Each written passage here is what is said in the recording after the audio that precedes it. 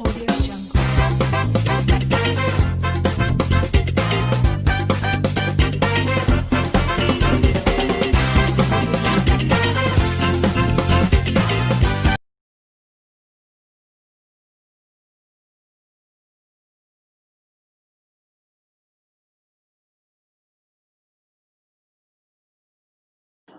Hi friends, അസ്സലാമലൈക്കും, നമസ്കാരം. ഇന്ന് ഞാൻ കാണിക്കുന്നത് പനീർ മസാലയാണ്.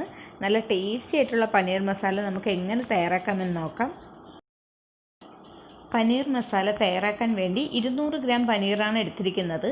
ഇതുപോലെ ചെറിയ പീസുകളാക്കിയ പനീറാണ് എടുത്തിരിക്കുന്നത്.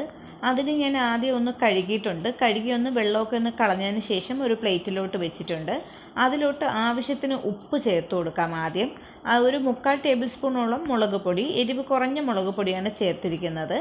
അത് ചേർത്തതിന് ശേഷം നമുക്കൊരു 1/2 ടേബിൾ സ്പൂൺ പെരിഞ്ജീരകപ്പൊടി, വലിയ ജീരകപ്പൊടി ചേർത്ത് കൊടുക്കാം.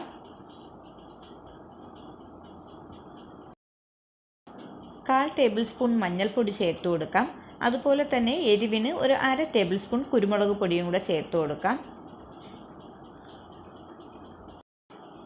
1/4 ടേബിൾ സ്പൂൺ ഗരം മസാല ചേർത്ത് കൊടുക്കാം. ഒരു 3/4 ടേബിൾ സ്പൂണോളം കോൺഫ്ലവറും കൂടെ ചേർത്ത് നല്ലതുപോലെ ഒന്ന് മിക്സ് ചെയ്ത് യോജിപ്പിച്ചെടുക്കാം.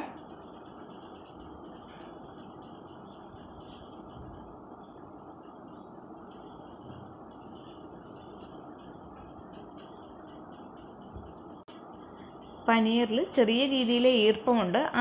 ആ ഈർപ്പത്തിലാണ് നമ്മൾ ഈ പൊടികളൊക്കെ അതിലോട്ട് തേച്ച് പിടിപ്പിക്കാൻ വേണ്ടി. ഇതിൽ ഒട്ടും തന്നെ വെള്ളം ചേർക്കാതെ നമുക്കിത് ഫ്രൈ ചെയ്തെടുക്കണം. ഇതുപോലെ മസാലപ്പൊടികൾ മീതെ തേച്ച് കൊടുത്താൽ മതിയാകും. ഇനി നമുക്കിതൊന്ന് ഫ്രൈ ചെയ്തെടുക്കാം. അതിനുവേണ്ടി ഞാനൊരു പാൻ വെച്ചിട്ടുണ്ട്. 3 ടേബിൾ സ്പൂൺ ഓയിൽ ചേർത്ത് കൊടുക്കാം.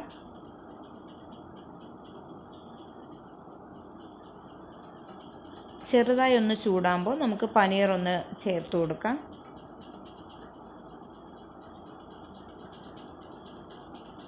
ഇത് വേഗം തന്നെ മൊരിഞ്ഞ് കിട്ടും. നമ്മളിപ്പോൾ കോൺഫ്ലവറും കൂടെ ചേർത്ത് കൊടുത്തത് കാരണം നല്ല മൊരിഞ്ഞ് കിട്ടുമ്പോൾ നല്ല ഒരു ക്രിസ്പി ആയിരിക്കും. എന്നാൽ അകത്ത് നല്ല സോഫ്റ്റ് ആയിരിക്കും.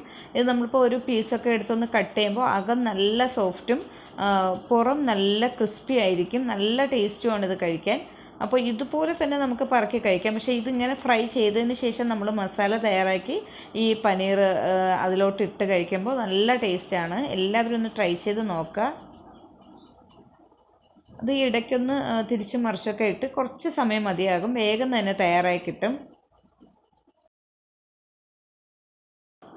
ഒരു ഭാഗം ഒന്ന് മൊരിഞ്ഞിട്ടുണ്ട്. ഇതുപോലെ തിരിച്ചൊക്കെ ഒന്ന് ഇട്ട് കൊടുക്കാം.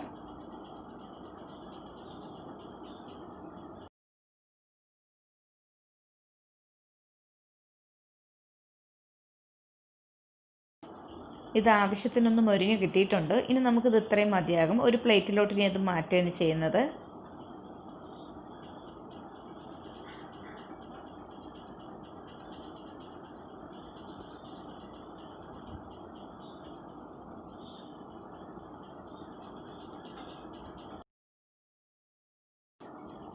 പനീർ വറുത്തെടുത്ത ആ പാനിലോട്ട് മസാല തയ്യാറാക്കാം. അതിലുള്ള ആ ഓയിലിൽ തന്നെ നമുക്ക് മസാലയ്ക്ക് ആവശ്യമായ സാധനങ്ങൾ ചേർത്ത് കൊടുക്കാം. ഇഞ്ചി, വെളുത്തുള്ളി, പച്ചമുളക് ഇത് ചതച്ചത് ഒരു 2 ടേബിൾ സ്പൂൺ ചേർത്ത് കൊടുത്തിട്ടുണ്ട്. ഒരു 2 ചെറിയ സവാള ഇതുപോലെ അരിഞ്ഞതാണ്. അതൊരു തീരെ കനം കുറച്ചൊന്നുമല്ല, കുറച്ച് കട്ടിക്ക് തന്നെയാണ് കട്ട് ചെയ്തെടുത്തിരിക്കുന്നത്. 2 പച്ചമുളക്, വലിയ എരിവില്ലാത്ത പച്ചമുളക് ചേർത്ത് കൊടുത്തിട്ടുണ്ട്.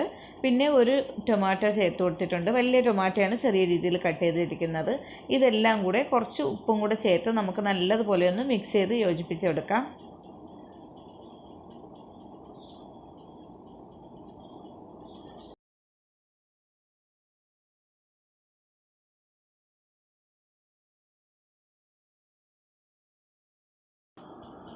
ഈ മിക്സൊക്കെ ഒന്ന് ചെറിയ രീതിയിൽ വാടി കുഴഞ്ഞ് കിട്ടിയതിന് ശേഷം നമുക്കിനി മസാലപ്പൊടികൾ ചേർത്ത് കൊടുക്കാം. കുറച്ച് സമയം ഇതൊന്ന് ഇളക്കി കൊടുക്കുക.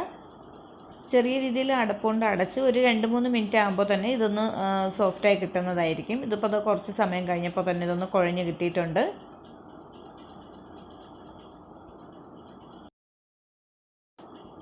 ഉള്ളിയൊക്കെ നല്ല സോഫ്റ്റായി വെന്ത് കിട്ടിയിട്ടുണ്ട്. ഇനി നമുക്ക് മസാലപ്പൊടികൾ ചേർത്ത് കൊടുക്കാം.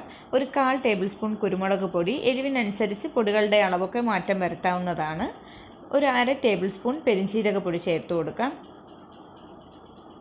ഒരു 1/4 ടേബിൾ സ്പൂൺ തന്നെ കുറച്ച് ഗരം മസാല ചേർത്ത് കൊടുക്കാം. ഗരം മസാല ഇതിനൊക്കെ ചേർക്കുമ്പോൾ നല്ലൊരു ഫ്ലേവർ ആയിരിക്കും. കുറച്ച് മഞ്ഞൾപ്പൊടി ചേർത്ത് കൊടുക്കാം. 1/4 ടേബിൾ സ്പൂൺ ചേർത്തിട്ടില്ല, അതിനേക്കാൾ കുറച്ച് കുറവായിട്ടാണ് ചേർത്തിരിക്കുന്നത്. അടുത്തതായി ഒരു 3/4 ടേബിൾ സ്പൂൺ മുളക് പൊടി ചേർത്ത് കൊടുക്കാം. ഇത് ഇത്രയും ചേർത്തതിന് ശേഷം നമ്മൾ ഒട്ടും തന്നെ വെള്ളം ചേർത്തിട്ടില്ല. ഇത് ഫ്ലെയിം നല്ലതുപോലെ കുറച്ചിട്ടതിന് ശേഷം ഈ മസാലപ്പൊടികൾ ഈ സവാളയിലോട്ടൊക്കെ നല്ലതുപോലെ മിക്സ് ചെയ്ത് യോജിപ്പിച്ച് കൊടുക്കാം. ഇനി ഓപ്ഷനിലാണ്, ഞാൻ കുറച്ച് സോസൊക്കെ ആഡ് ചെയ്ത് കൊടുക്കുന്നുണ്ട്. സോസൊക്കെ ചേർക്കുമ്പോൾ നമ്മുടെ പനീർ മസാലയ്ക്ക് ഒരു പ്രത്യേക ടേസ്റ്റാണ്. ടേസ്റ്റ് കുറച്ച് കൂടുതലാണ്. നിങ്ങൾക്ക് സോസ് ആവശ്യമെങ്കിൽ മാത്രം ചേർത്ത് കൊടുക്കുക. ഞാനൊരു 1.5 ടേബിൾ സ്പൂൺ ചില്ലി സോസ് ചേർത്ത് കൊടുത്തിട്ടുണ്ട്. 1 ടേബിൾ സ്പൂണോളം അടുപ്പിച്ച് സോയാ സോസ്, ഒരു 2 ടേബിൾ സ്പൂണോളം അടുപ്പിച്ച് ടൊമാറ്റോ സോസും കൂടെ ചേർത്ത് കൊടുക്കാം. ഇതിപ്പോൾ നിങ്ങൾക്ക് സോസ് ഓപ്ഷനിലാണ്, നിങ്ങൾക്ക് ആവശ്യമെങ്കിൽ മാത്രം ചേർത്ത് കൊടുക്കുക. അതിൻ്റെ ടേസ്റ്റൊക്കെ ഇഷ്ടമാവുകയാണെങ്കിൽ അതൊന്ന് ചേർത്ത് കൊടുക്കുക. ഇതെല്ലാം കൂടെ ചേർത്തതിന് ശേഷം നല്ലതുപോലെ മിക്സ് ചെയ്ത് യോജിപ്പിക്കാം.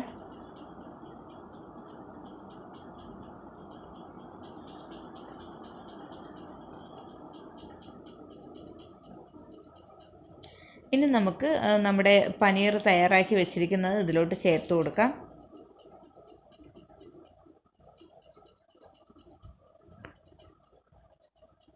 ചെറിയ രീതിയിലൊന്ന് തിളയ്ക്കുന്നുണ്ട്. ഈ സമയം നമുക്ക് പനീർ ചേർത്ത് കൊടുക്കാം.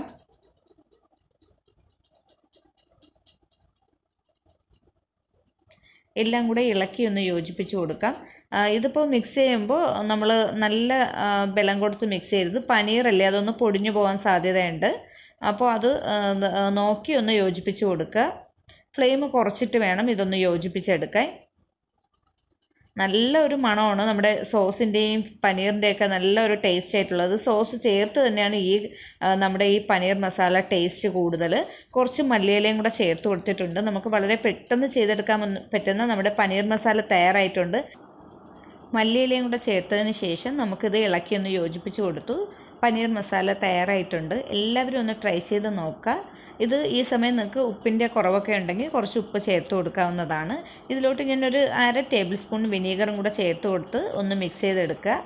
അപ്പോൾ ഇന്നത്തെ ഈ വീഡിയോ ഇഷ്ടമാവുകയാണെങ്കിൽ ലൈക്ക് ചെയ്യാനും ഷെയർ ചെയ്യാനും കമൻറ്റ് ചെയ്യാനും മറക്കരുത്. സബ്സ്ക്രൈബ് ചെയ്യാത്തവർ ആരെങ്കിലും വീഡിയോ കാണുകയാണെങ്കിൽ ഒന്ന് സബ്സ്ക്രൈബ് ചെയ്തേക്കാം. തൊട്ടടുത്ത് ബെല്ലൈക്കണിലും കൂടെ ഓണാക്കി ഇടുക. അതിൽ ഓൾ എന്ന് പറയുന്ന ഓപ്ഷൻ വേണം ഓണാക്കി ഇടാൻ. അപ്പോൾ നിങ്ങൾക്ക് പുതിയതായി ഞാൻ ഇടുന്ന വീഡിയോസൊക്കെ അപ്പോൾ തന്നെ കാണാൻ പറ്റുന്നതായിരിക്കും. പുതിയൊരു വീഡിയോയുമായി നമുക്ക് വീണ്ടും കാണാം.